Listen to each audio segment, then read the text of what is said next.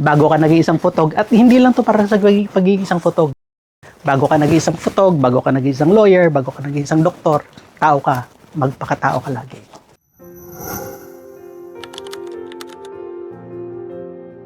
Magandang araw, ako si Toto Lozano, photog ng The Daily Tribune. Nagsimula ako sa Daily Tribune mga malapit ng mag-2 taon. Ito yung mga larawang pinili. So, itong una, kuha ko to nung All Saints Day ng 2016. Nag-cover ako nung mga sundalong nasugatan sa Sulu na binigyan ng parangal ng presidente. Hindi ko alam na makakasabay ko pala sila sa eroplano pa uwi, no? Nung aircraft. Ordinaryong coverage, ordinaryong araw.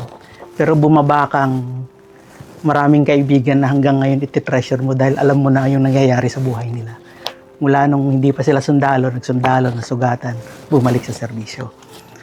Ito naman, underwater photo. Nag-start ako nung scuba diving nung 2017. And sa tulong ng mga mentor ko, no, karamihan ay marine biologist, natuto ako at naging interesado na magpurso ng isa pang skill set, yung pagiging underwater photographer.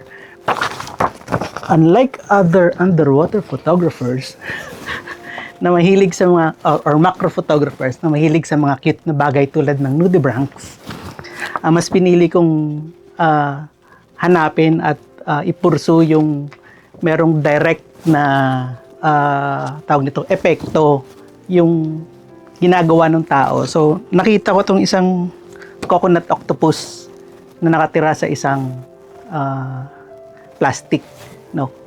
Coconut octopus ang tawag sa kanya kasi yung habitat niya actually ay coconut. Pero in this case, hindi coconut shell yung kanyang habitat kundi isang plastic. At kung titingnan mo, mag-zoom in ka doon, ay bottle siya ng isang sikat na resort sa isang isla sa Mindanao.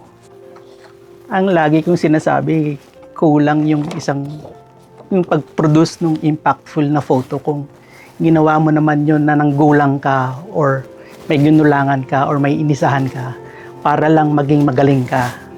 Ang sinasabi ko lagi, bago ka nag-iisang photog, at hindi lang to para sa pagiging isang photog.